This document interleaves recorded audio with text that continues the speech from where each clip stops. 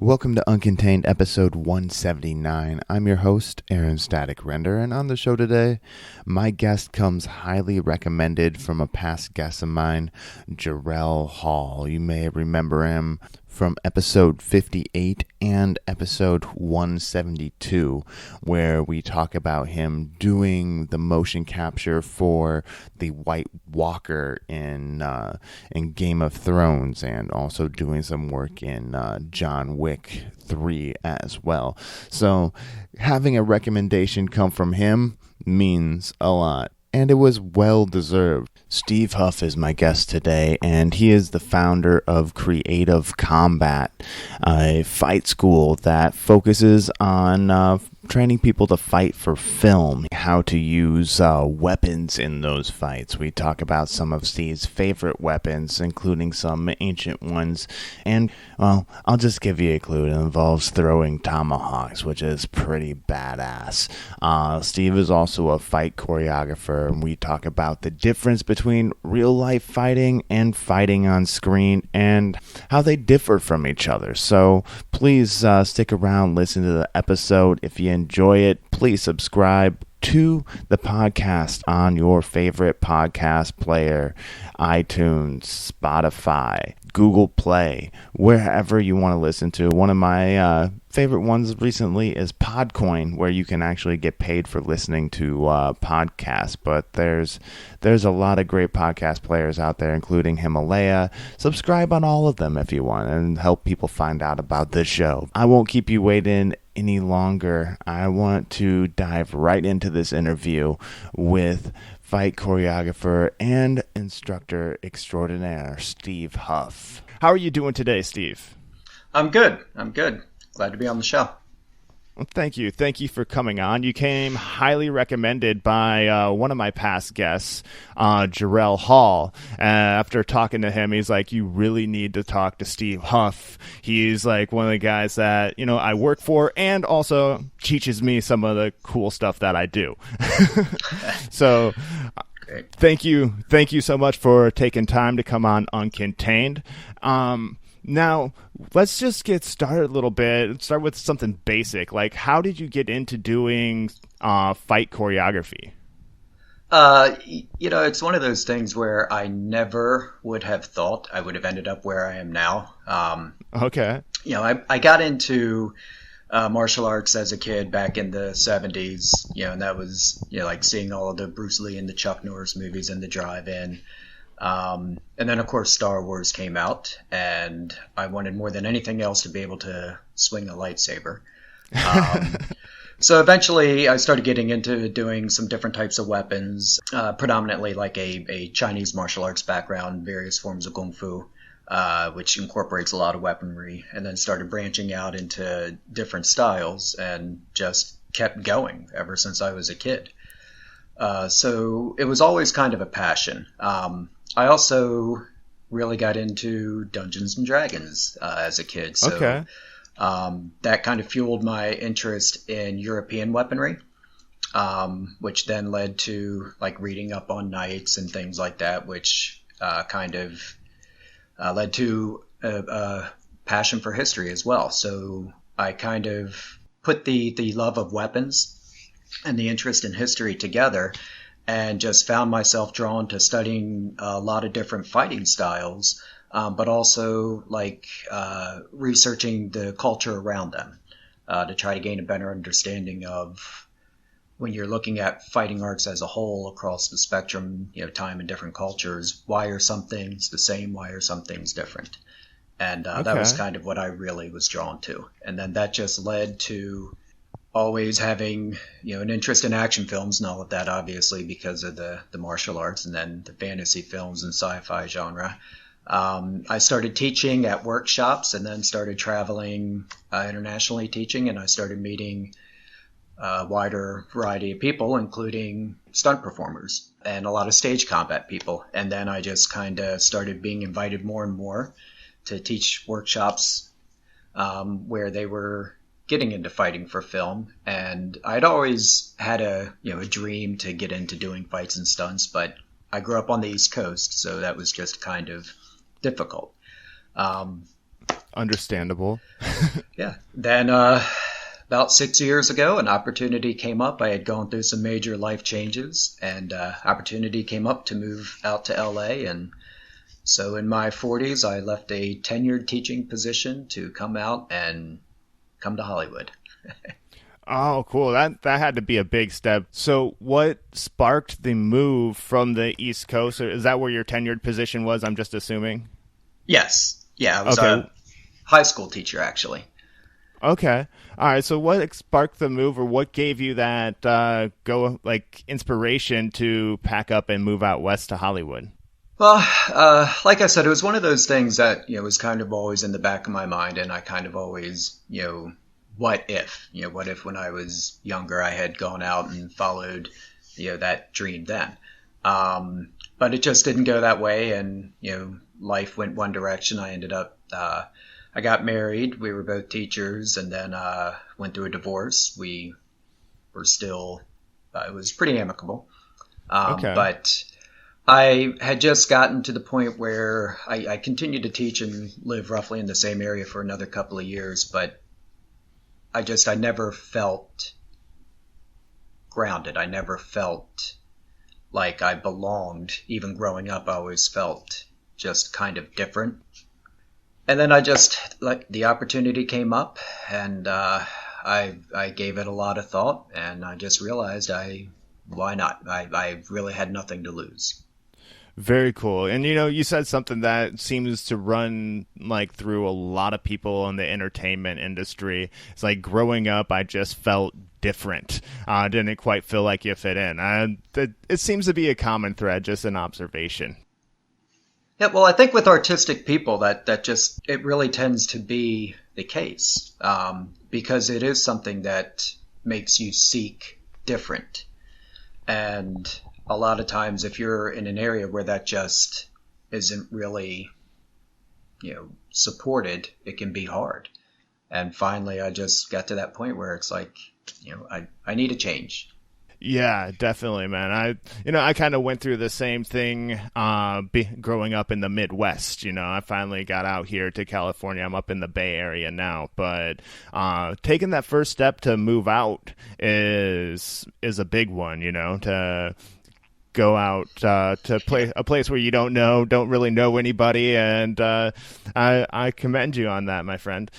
Now, if we can go back just a little bit. You mentioned that you played D&D as a kid. Do you think that helped develop your desire for fight choreography, or did it touch a different aspect to help inspire you?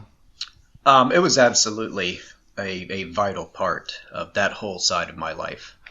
When I was a kid and the rest of the neighborhood kids were playing football and all of that, I was never really any good at it. But I had a friend of mine that we were getting into D&D with and all of that, and we were making swords out of broomsticks and Okay. shields out of trash can lids, and going off on adventures into the woods. And it was definitely like the whole thing with D&D that really got me looking at like a lot of the old Errol Flynn movies, just to see something different than the fighting that I was used to in like a lot of the Eastern martial arts films. And then it kept pushing me to look at to really broaden my view of different martial arts.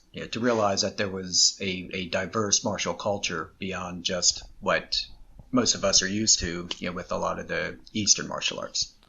Yeah, yeah.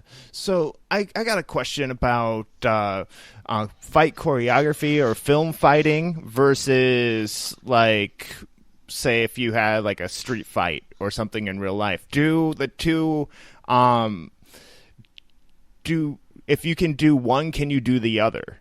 Or is it two different or completely different sets of skills? That's such a good question because that is something that is so misunderstood. It is absolutely different. A lot of people make the mistake of thinking, I'm a black belt in whatever martial art, a champion kickboxer or whatever, so I'm going to go out to Hollywood and become a star. And that was much more true in like the early 80s and, I guess into the early 90s, like a lot of the martial artists that became the action stars, but they weren't winning any Oscars for their performance, right? Yeah. But now action films tend to be a little smarter, a little, more of a storyline, just a higher caliber of film. To think that you could just jump right into doing the fight choreography, it's a whole different world. You have to understand camera angles, you have to understand body mechanics and how all of these things that just don't exist in a real fight. For me, that was the biggest challenge, was coming from spending a couple of decades of my life pursuing a martial approach and a combative approach, and then having to do things that like I would never do in real life, to break certain rules that in real combat you would not want to do, like telegraphing. But if you telegraph too much, then it starts to look fake, and people can tell it's choreography. But if you keep everything like you would in a real fight, then it's too subtle, it's too fast, and real fights are sloppy. Even between trained fighters, they're not as entertaining as people would think. It's one of those things where the fights should tell a story, and a lot of times real fights just don't. Okay, makes sense. Yeah, it's like, you have to keep in mind that even if you're doing a gritty, ultra-realistic, very short fight in a film, it still has to tell a story through the camera. The audience still has to see it in a particular light. Okay. So between screen fighting and another comparison I can think of is like WWE style fighting. I know like The Rock and John Cena have made the transition, and both like, people say that the WWE is fake. Yes, it's scripted, but then it's like, well, so are movies, but people don't necessarily say anything about that. But are they similar enough, and is that why, like, say, The Rock and John Cena were able to make that jump successfully, or are they still two different ball games? It's a much closer approach with things like that because they are scripted. And the thing is, if you have some kind of martial training or even just good athletic ability, coordination, balance, and all of that, and if you understand your basic core concepts, timing, distance, and proportion, these are the three things that I focus on in both my combative classes and my fighting for film. And these are things that you develop in both worlds. It's just learning to apply those concepts differently. If you're a professional wrestler, you're already used to moving, you're already used to going in, and while their fights are choreographed, they're still obviously much more physical than what you're generally going to see on a film set. A lot of those moves, if they were really doing them to each other, people would be dying. Yeah, for sure. So you still, even there, live performance is so much harder than doing film because there's no back to one in a live performance. And with them doing the fights there in the middle of the stage, you're also looking at having to sell those hits to a 360-degree crowd. So you can't hide the hit, right? They have to take some of those hits. So they really have to understand how to do that safely. It's very, very hard. It's probably easier for them to go to a movie set because they're already used to fighting under a certain constraint and then shifting over than it would be for, like a professional MMA fighter to switch directly over to film. Okay, yeah, because they're actually hitting people and not having to worry about. They're doing more the real street style fighting opposed to making it look good for camera. I gotcha. I'm following you here. So I was reading an article on you or a bio on you, and it was talking about your love for the history and ancient weapons. Like, what are some of the coolest ancient weapons that you have skills with? At least in your own opinion. I think one of the things that seems to be very popular, and I get brought in to teach a lot of workshops, is gladiatorial combat, looking at the realities of gladiatorial combat as opposed to what people are Okay. used to seeing in Hollywood. And that's one of my favorites to really get into. Uh, and then tomahawk and knife. Okay. The tomahawk and knife is mainly what I'm really known for. I trained with one of the men that's considered, the top, Colonel Dwight McLemore, and he's one of the top edged weapons experts in the world, especially when it comes to Okay. tomahawk and knife. So I was very lucky to be able to train under him for many, many years.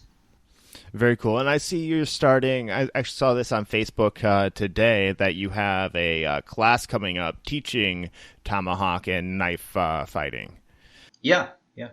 Unfortunately, that one will actually happen before this episode airs because that's happening this weekend as we're talking. Yes. But you're saying you're starting a series of classes. Is it dealing with ancient weapons, or what can one expect if they sign up for the class? Well, the class this coming weekend is going to be the first in an ongoing series of workshops, and that's going to cover a wide variety of weapons from ancient world to modern, but then also looking at different approaches to film fighting. Some will be we're going to have a whole workshop on reps and reactions, how to take punches, how to take falls, and how to look like you've actually gotten hit, which is surprisingly Okay. difficult. And then we'll have some that are going to be on, very specific fight choreography things like throwing punches and kicks in a variety of ways and how to understand how to change that for the camera angle. And then some might be, sci-fi laser sword for film. So things are just going to keep changing. We'll recycle some of the classes, but we want to offer a wide variety for people to train in. And will this be available to all skill levels, or do you need some sort of background going into this to, be able to keep up with the class? We're going to offer both. Most of them will be open to all skill levels, but then we are going to offer more intermediate and advanced classes for people that already have a higher skill set and need something a little more complex. And additionally, we're going to look to bring in guest instructors. The other instructors at Creative Combat, Hunter Smith, Jarrell Hall, Robert Brown, they're going to be offering, things in their areas of specialty. Yeah, I've actually had both Jarrell and Hunter on the show, and when I was talking to Hunter, he mentioned before the interview is check out my fire reel, and I thought he was talking like a sizzle reel because I was talking to some people, but I was like, oh crap, this is actually fire. That's really cool. So will he be teaching fire classes, or is there too much liability in that? That one's a little tricky, especially because we rent a training space inside of a larger building, so that would make that difficult. But yes, Hunter is definitely a multi-talented individual. There's kind of a running joke that whenever I get a call about a film project, I call everybody together and I'm like, all right, so somebody's going to get put through a table and somebody's going to get lit on fire, and we all automatically look at Hunter. Fair enough. I need to get him back on the show too. I've been talking to him a little bit about making that happen. But so is this going to be like a weekly class, or is it going to happen monthly, or is there a frequency set up for these? Well, the workshops are going to be monthly. And then we do have ongoing weekly classes. Right now, I currently teach classes Monday and Wednesday nights, from 7 to 8 and then 8 to 9 p.m. And Monday nights, it's usually some kind of European weapon, usually like German or Italian longsword. We'll do some sword and buckler, and then more like empty hand combatives and modern stick and knife things. Whereas Wednesdays is where we get into more of the fighting for film. So these are going to be workshops that are going to be offered in addition to our regular weekly ongoing classes. And what is the website?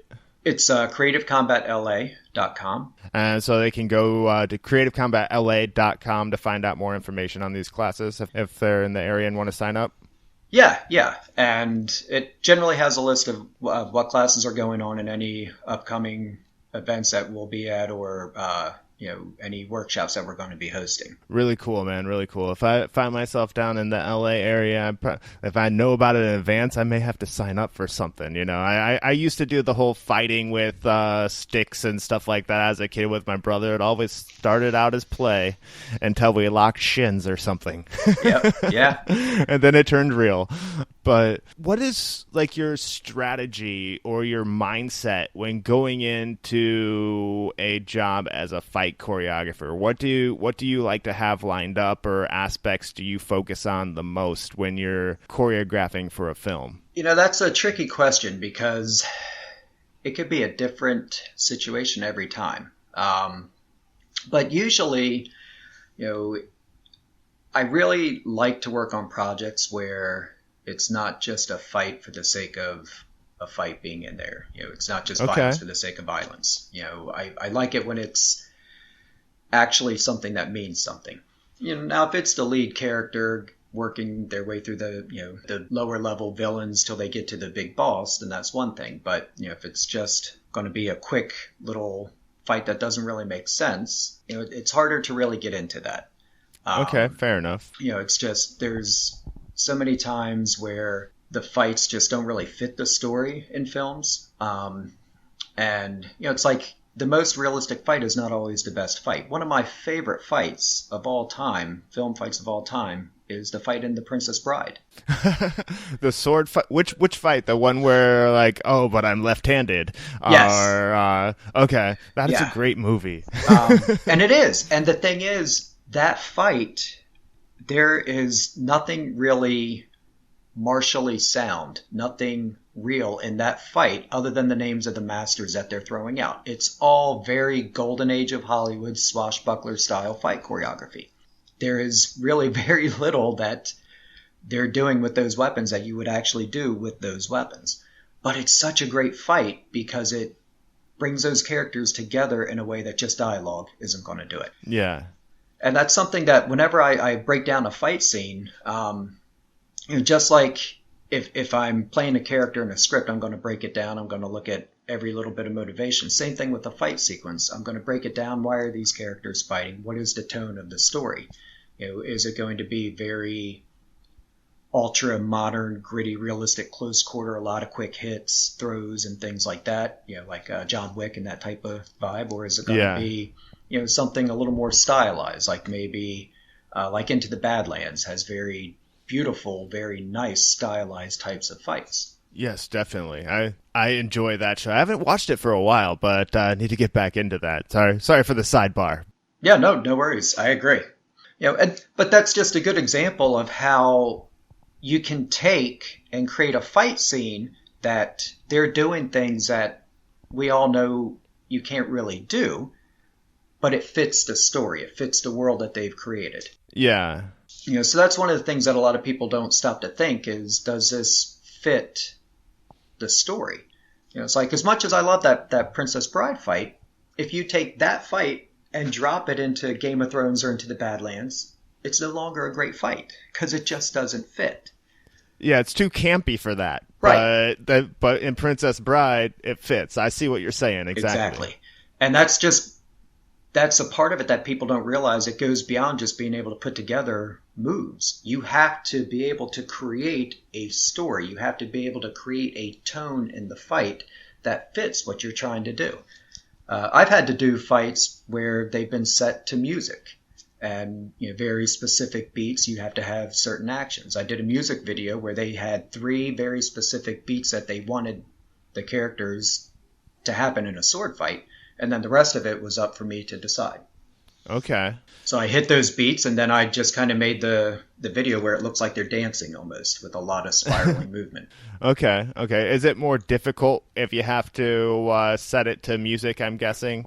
Yeah, because then you've got to find that right tempo. Yeah, fair enough, man. So before you got into doing fight choreography, was there a choreographer that you looked up to? Like, Again, it had been something I'd been interested in for a while, even before I really got into it.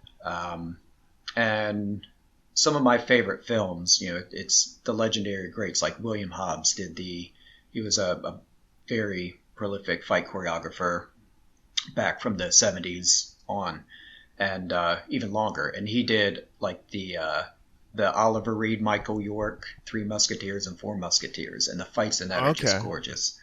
And then Bob Anderson is another legend. He did The Princess Bride, but he worked with Errol Flynn, so he's had a huge career. He worked on the original Star Wars films. He worked on like the Highlander TV show. So these are two of the guys that are incredible. Braun McGash is a Canadian fight choreographer, did a lot of things on the Highlander TV show, which that was probably one of the other things that really started to make me think about, I could get into doing fights and things for film. And it was like watching his work with that also just made me start thinking outside of the martial box, really looking at bringing different weapons that had never met historically together and seeing what happens. Very interesting, man. So, as a instructor and a choreographer, like what advice would you have for somebody who is looking to get involved in film fighting? Go beyond just your physical training. Read up as much as you can on understanding the film process. For me, that was the biggest hurdle, understanding camera angles. Like I would build a great fight, and then it would dawn on me that I'm like, oh, wait, I have to be able to change this to fit different angles. So do your homework. Know what different camera angles mean. Know who does what on set. So if you need anything, you know who to go to. Don't just focus on your physical ability. And spend a lot of time looking at physical movement, not just fights, but look at how body language tells so much. One of the things that I really focus on in some of my classes is if you're playing a trained fighter, even if you're not in a fight scene, if you walk into the room, there's a way you should move, right? There's a way that highly trained fighters or people that are just very skilled with the way they move, there's a certain way that they move that other people can kind of pick up on. One of my instructors called it a savage grace. Grace, I like that. Yeah, it's a fluidity of movement. And if you're playing a highly trained character, to me, it's more important that you learn to get that fluidity of movement than just pick up a bunch of moves. Because you can pick up the moves, if you don't have the right body mechanics behind it, it's not going to sell the illusion. That's some good advice right there too. And because I have noticed, like, you see some kind of the savage grace or the badass walk into the room in a film, and you're like, oh, that guy's gonna mess some stuff up, or like they don't want to start anything with that guy. So I see what you're saying. It's about like it's kind of a confidence and taking up the proper amount of space too. Right. It's that being fluid in the moment, that being braced and ready for whatever can happen. Yeah. All right, cool, man. So this just came to me, but you started out teaching, then you got into the fighting. Did you ever have that one like class clown or that one like trouble student that you envision while you're doing your fights? So my teaching experience was different than most because I taught alternative education. I taught kids that were classified as emotionally disturbed. So they fell under special education laws, but rather than having some sort of learning disability, it was emotional disturbance.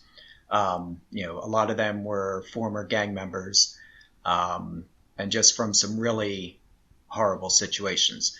So part of that training in that program was a system of nonviolent crisis intervention. So a lot of diffusion, a lot of de-escalation, a lot of things of that nature, which a lot of the body language and all of that I now bring into things when I'm building a fight and, like a situation, that's real world experience I can draw on, because there were kids that I had to watch their body language. It's like, okay, I can tell by the way he's standing. I can tell by the way he's looking around. He's getting ready to lash out. So I need to just calm things down. Okay, so do you take that like the body language that you witnessed there and incorporate it into your fight scenes? Then, right? Like if somebody's about to start something, you're like, "Oh, I saw this back when I was teaching on the East Coast. The student stood up and did this," and reenact that in a way. Right. It's all about learning the body language, and again, that goes so far beyond just the choreography. One of the drills that I love doing is to take simple choreo, 4 or 5 moves, and then have them give me 3 different relationships between those 2 characters without adding any dialogue or changing the choreo, just in the way they step up to each other, use their body language, settle into the fight, and just in the way they move during the fight. Are they both really angry at each other? Is it a master and former student, and the master doesn't want to fight even though they know they can take the student down?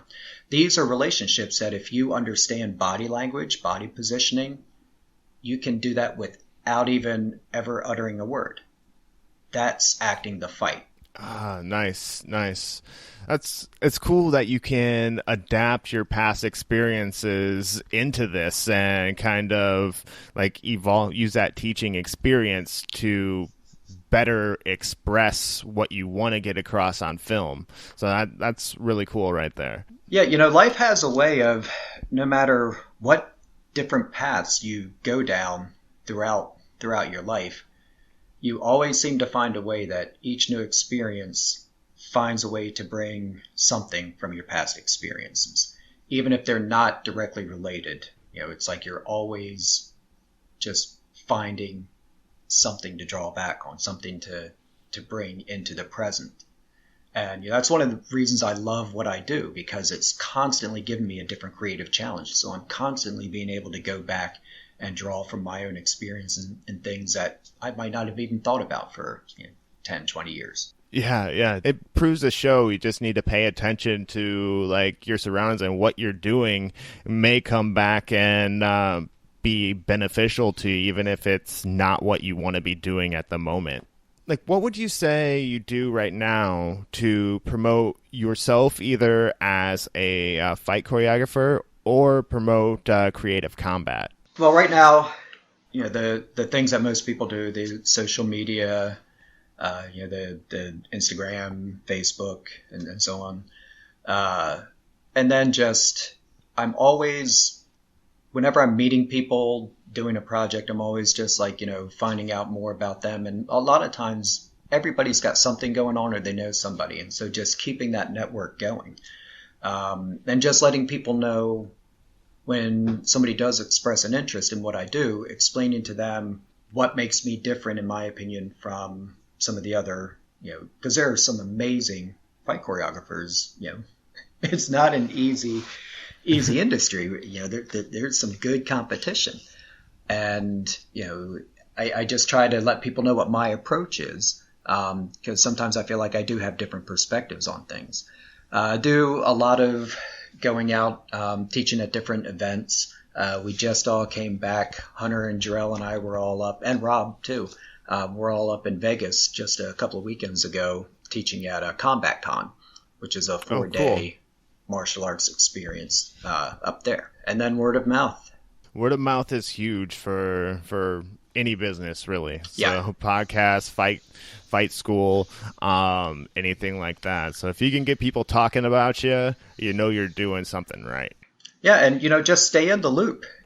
With the entertainment industry, half of the job is networking and getting out there and meeting people. You may not want to go to the event that you were invited to, but you never know who you're going to meet. And that's one of the other things, is just, you never know who the next person you're going to run into out in public is going to be. And you just got to be ready whenever the opportunity comes up to let people know, hey, this is who I am, this is what I'm about. If we can work together, great. If not, I wish you luck. Very true, man. I actually came across one of my interviews in line at the grocery store.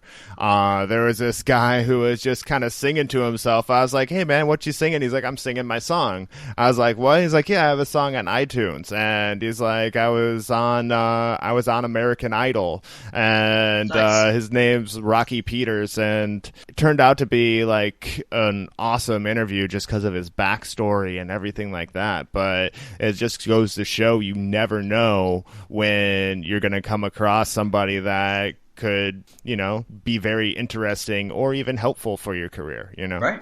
So what would you say would be a highlight or two from your career that you care to share? Yeah, it's so many things happen. I've had so many awesome experiences, but hands down, one of my favorites, going back to The Princess Bride, they did a screening over at the Vista Theater on Sunset. They did a screening of the movie. Cary Elwes was there to get his handprint and footprint in the concrete right outside of the theater. Oh, and nice. he was also selling his book, his account of the making of the film, and just there kind of answering questions. Hunter and I were actually hired to recreate the Wesley Inigo fight in the front of the theater, right in front of the screen, right before the whole event kicked off. And Cary Elwes had no idea. And so they introduce, they bring him up. There's like 500 people in this crowd. And this was one of my first live performances coming out here. So I still would get a little bit nervous. And then I'm dressed as Wesley looking at Cary Elwes from behind the curtain. And I'm like, oh God, what if I screwed this up? What if something goes wrong? And we're both fighting left-handed in the beginning. So rather than just recreate that film move for move, we had a much shorter time. So we kind of created our own little bit of choreo, but we had to have, the hand switch into certain beats. And just doing it, it was such a rush. It got to the point when I went to switch to my right hand and deliver the line that, I'm not left-handed either. I couldn't even say it because the crowd just screamed it at the top of their lungs. And they were just so into it. And throughout the fight, Hunter and I kept glancing over at Cary Elwes, and he just had this enormous smile. And you could tell he was just really into it. And Nice. At the end, we went off. And then it was time for him to speak. And before he did anything, he brought us back out there and, spoke with us for a minute and shook our hands. And then he ended up giving me a copy of his book, and he inscribed it to Steve, the only other Wesley, which was pretty great. So, That's awesome right there, man. yeah, that was pretty incredible. To have the approval of the guy who played the role in the first place is, Yeah. is pretty awesome. Yeah. That is an awesome highlight right there, dude. Yeah. I've had a few. Another one, Hunter and I were doing live gladiator fights for a convention based around the old show Spartacus. Yeah. And he and I ended up squaring off against Liam McIntyre and Manu Bennett, who Liam McIntyre took over the role of Spartacus, and Manu Bennett played Crixus. So it was basically Hunter and I looking at each other and then looking across the sand at the two characters from the show getting ready to do a gladiator fight with these two actors. So again, that was pretty intense, pretty amazing. Awesome, dude. Awesome. Sounds like it's a job you can have a lot of fun with. And I'm sure it's stressful at times, but it sounds like, being able to get out there and play fight for a living in a way. Not to demean what you do by any means. Oh no, I get it. It's like I get to play make believe. I get to be a pirate one week, and I just came off of being a 80s style action hero off of a project just last weekend that we've been shooting for a few weeks. I've been a Russian ninja. You know, A Russian ninja? That's yeah, nice. you never know. You never know what you're going to be.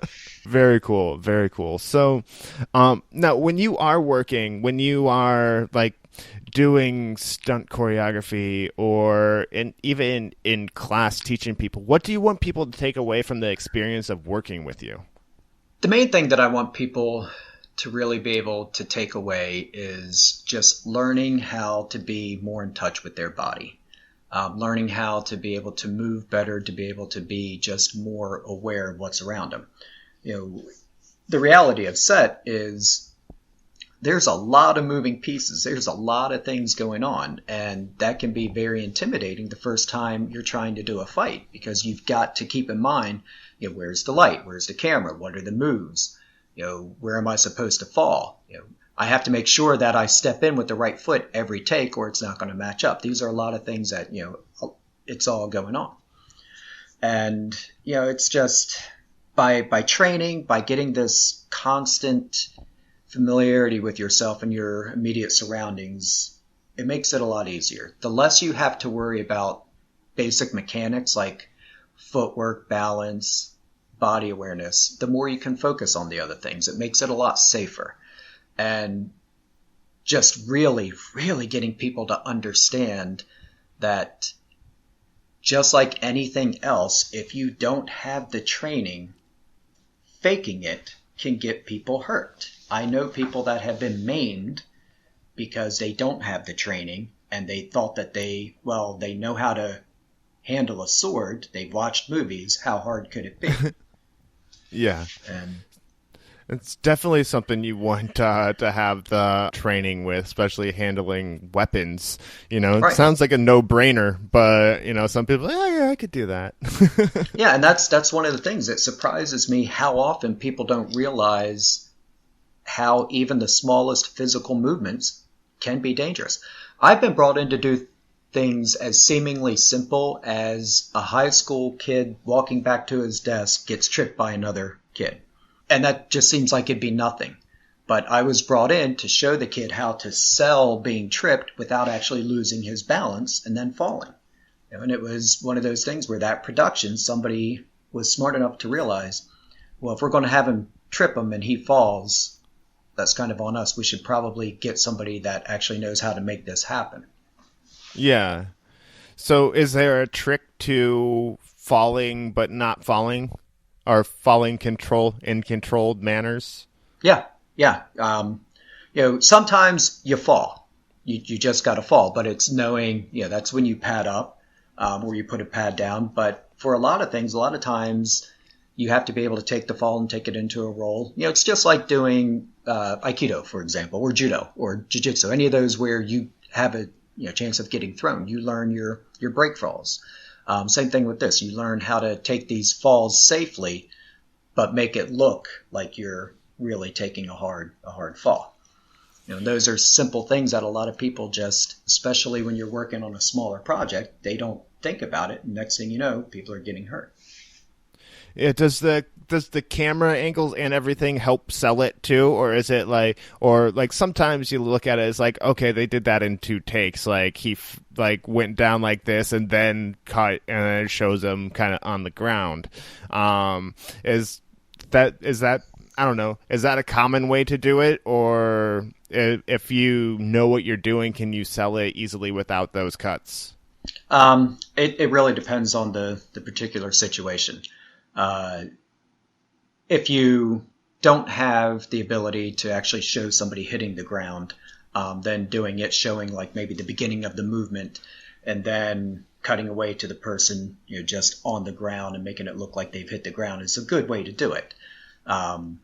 If you're careful, and again, as I was saying earlier, aware of that movement, then you can usually get things to match up. A lot of times you see where they throw the person one way and then it just looks like the person was laying on the ground because it's poor editing or just something didn't line up.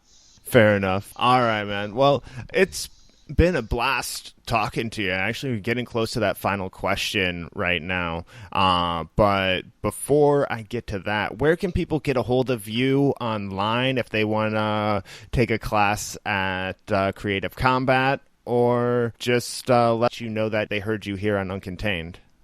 Yeah, so the Creative Combat website is creativecombatla.com, and then we're on Facebook under Creative Combat, and then Instagram it's creative.combat. Okay, great. And they can hit you up there and inquire about the classes, which sound really cool, by the way. I would have learned how to throw a tomahawk and knives and stuff like that. So, Yeah, absolutely.